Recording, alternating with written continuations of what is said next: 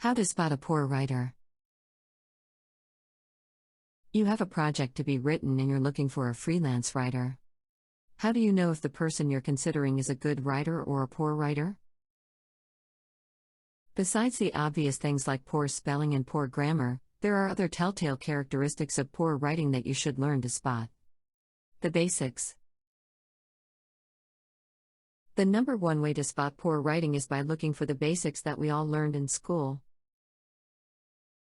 Poor spelling is an indicator of poor writing, as are poor grammar and poor punctuation. Even more worrisome, though, is that a writer whose work is riddled with spelling and grammatical errors is lacking in basic attention to detail. Think about it for a moment. If a writer isn't thorough enough to run a simple spell check and grammar check on their material, what else do they ignore or not give their full attention? Another way to spot a poor writer is to evaluate other aspects of their work that impact the quality of the material. Readability.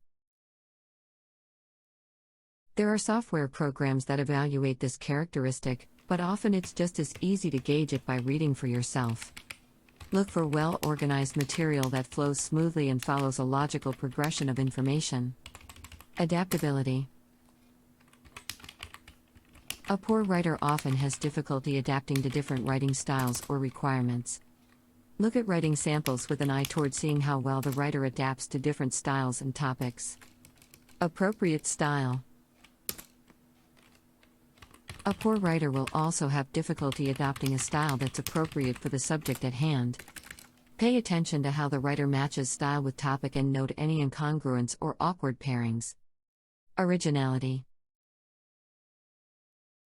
A poor writer may lack originality in their work.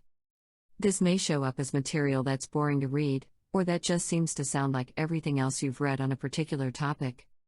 There's no hook or attention grabber that catches your interest and invites you to read on.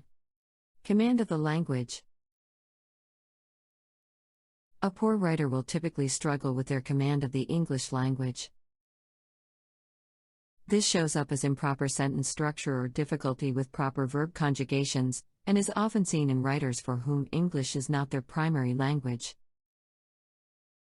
One of the surest ways to hire a poor writer is to go with the lowest bidder for your project.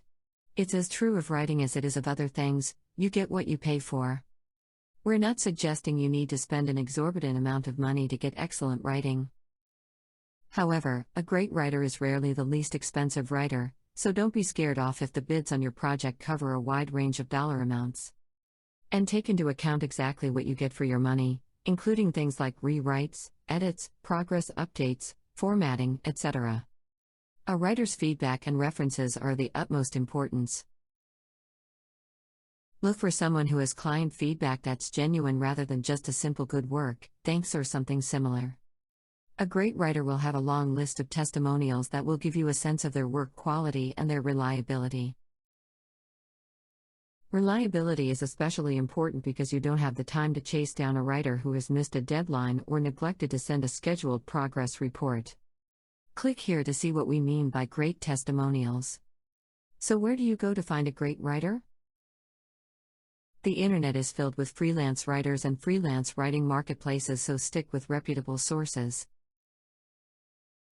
Look carefully at the fees associated with marketplace sites, too, because these extra charges can quickly add to the overall cost of your project.